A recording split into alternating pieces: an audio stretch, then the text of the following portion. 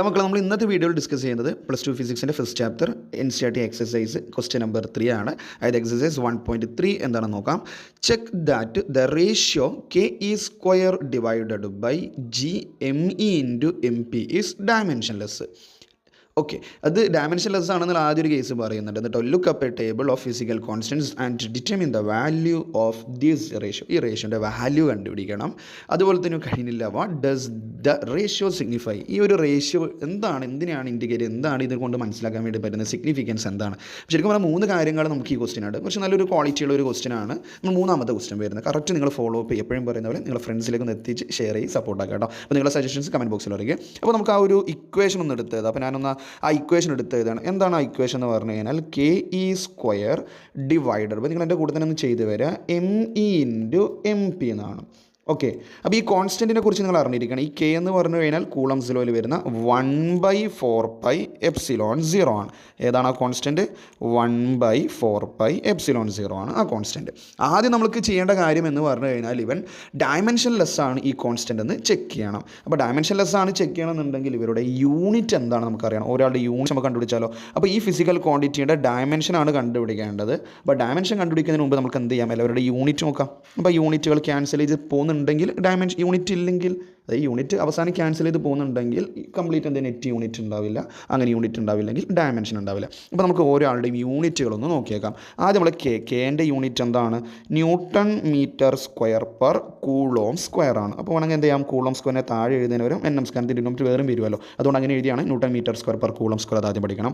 E എന്ന് പറഞ്ഞു കഴിഞ്ഞാൽ ചാർജാണ്. അപ്പോൾ ചാർജിൻ്റെ യൂണിറ്റ് കൂളോം ആണ്. അപ്പോൾ ഇവിടെ കൂളോം സ്ക്വയർ എന്ന് വരും. ക്ലിയർ ആണ്. ന്യൂമറേറ്റർ സെറ്റ് ആക്കിയിട്ടുണ്ട്. Kൻ്റെ യൂണിറ്റും E² K 1/4πε0 ആണ്. ഇനി ക്യാപിറ്റൽ G ആണ് ഡിനോമിനേറ്റർ ഉള്ളത്. ക്യാപിറ്റൽ G എന്ന് പറഞ്ഞാൽ യൂണിവേഴ്സൽ ഗ്രാവിറ്റേഷണൽ കോൺസ്റ്റൻ്റ് ആണ്. അപ്പോൾ യൂണിവേഴ്സൽ ഗ്രാവിറ്റേഷണൽ കോൺസ്റ്റൻ്റ് യൂണിറ്റ് എന്താണ്? Newton metre square per kilogram square ആണ്. ഞാൻ പെർ കിലോഗ്രാം സ്ക്വയറിനെ kg⁻². എന്ന് ക്ലിയർ ആണ്. എന്ത് ഡൗട്ടാണ് ചോദിക്കണേ. പിന്നെ ഉള്ളത് പ്രോട്ടോണിൻ്റെ മാസും.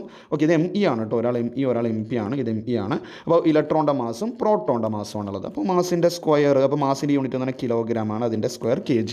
ഇനി സിംപ്ലിഫൈ ചെയ്യാം. ഇവിടെ നോക്കിക്കാണെങ്കിൽ അപ്പോൾ തന്നെ മനസ്സിലാവുന്നുണ്ടാവും. C⁻²ഉം C² പരസ്പരം ക്യാൻസൽ ചെയ്ത് പോകും. kg⁻²ഉം kg² അവരും ക്യാൻസൽ ചെയ്ത് പോയി.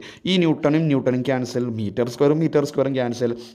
പറഞ്ഞു വരുന്ന യൂണിറ്റ് ഉണ്ടാ, എല്ലാവരും ക്യാൻസൽ ചെയ്ത് പോയിട്ടുണ്ട്. അപ്പോൾ ഫൈനലി ഇവിടെ നെറ്റ് യൂണിറ്റ് ഇല്ല.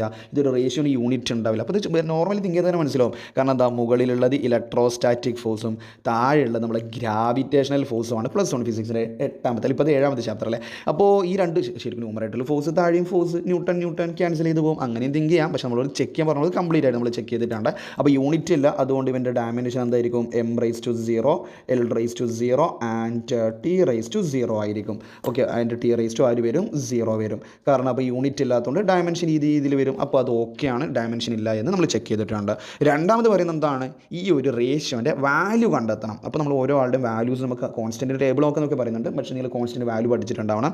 ഈ വാല്യൂസ് നമ്മൾ എന്ത് ചെയ്യുന്നു, ഈ ഇക്വേഷനിൽ കൊടുത്തിട്ട് ഇവൻ്റെ റേഷ്യോ കണ്ടുപിടിക്കാൻ വേണ്ടി പറയും. അപ്പോൾ എന്താണ് നമ്മൾ ചെയ്യുന്നത്? അതാണ് അവസാനം ചോദിച്ചിരിക്കുന്നത്. സിഗ്നിഫിക്കൻസ് എന്താണ്? ഇപ്പോൾ തന്നെ ഞാൻ പറയുകയാണ്. എന്താണ് സിഗ്നിഫിക്കൻസ്?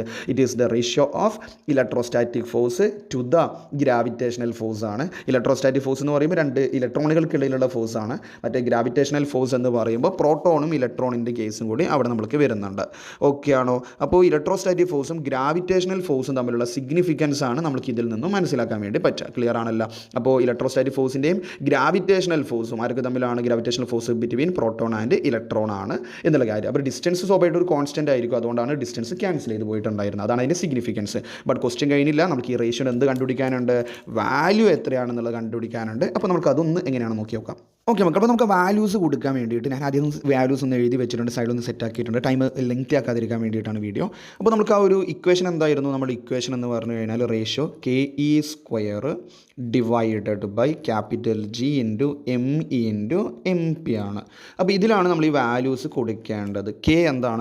ഞാനിവിടെ യൂണിറ്റ് എഴുതിയില്ല. കാരണം നമ്മൾ ആദ്യം യൂണിറ്റ് എഴുതി നമ്മൾ സിംപ്ലിഫൈ ചെയ്ത് യൂണിറ്റ് ഒന്നും ഇല്ല എന്നുള്ള കാര്യം നമ്മൾ മനസ്സിലാക്കിയതാണ്. അപ്പോൾ നോർമലി ഗിവൻ ആയിട്ട് പറയുമ്പോൾ യൂണിറ്റ് നിർബന്ധമായിട്ട് നിങ്ങൾ ചെയ്യേണ്ടതാണ്. അപ്പോൾ ഞാൻ യൂണിറ്റ് ഇവിടെ പറയുന്നുണ്ട്. Kൻ്റെ യൂണിറ്റ് എന്ന് പറഞ്ഞാൽ 9 × 10⁻⁹ newton metre square per coulomb square എന്നാണ്. അപ്പോൾ ആ ഒരു കേസ് ഒന്ന് ഓർമ്മിച്ചാൽ മതി. അപ്പോൾ Kൻ്റെ വാല്യൂ ഇവിടെ കൊടുക്കുകയാണ് 9 × 10⁻⁹. പിന്നെന്താണ് E എന്ന് പറയുമ്പം എന്താണ്? ഇലക്ട്രോണിൻ്റെ ചാർജ്. ഇലക്ട്രോൺ ആവട്ടെ പ്രോട്ടോൺ ആവട്ടെ രണ്ടാൾക്കും ഒരേ ചാർജ് തന്നെയാണ്. 1.6 × 10⁻⁻⁹. അപ്പോൾ ഇവിടെ എന്ത് വരും? 1.6 ഇൻറ്റു 10⁻⁻19 ഉണ്ടോ. ഓക്കെ, പിന്നെ സ്ക്വയറും കൂടെ ഉണ്ട്, അതിനവിടെ എഴുതിയിട്ടുണ്ട്, നിങ്ങൾക്ക് മനസ്സിലായി വിചാരിക്കുന്നു. 1.6 10⁻⁻19 കേട്ടോ അത്.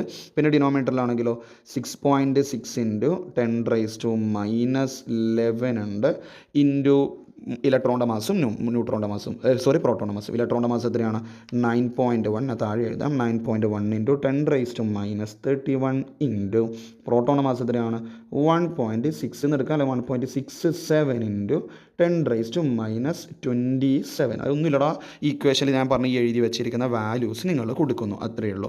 അങ്ങനെ വാല്യൂസ് കൊടുത്തൊന്ന് സിംപ്ലിഫൈ ചെയ്യുക. അത് കുറച്ചൊന്ന് കൂടുതൽ ചെയ്യേണ്ടി വരും, നമുക്ക് അങ്ങനെ അധികം ക്യാൻസൽ ചെയ്ത് പോയിന്റ് ചെയ്യില്ല. കാരണം ഇപ്പോൾ നമുക്ക് ഏകദേശം എടുക്കുക 1.6 1.67 ഒക്കെ ഏകദേശം കട്ട് ചെയ്ത് 9 ഉണ്ട് 9.1 ഒക്കെ ഏകദേശ രീതിയിലൊക്കെ എടുക്കാം. അപ്പോൾ എനിക്ക് അതിൻ്റെ ഫൈനൽ ആൻസർ അറിയാം. അപ്പോൾ നിങ്ങൾ ജസ്റ്റ് ഒന്ന് ചെക്ക് ചെയ്ത് തന്നെയാണ് കിട്ടുന്നത്.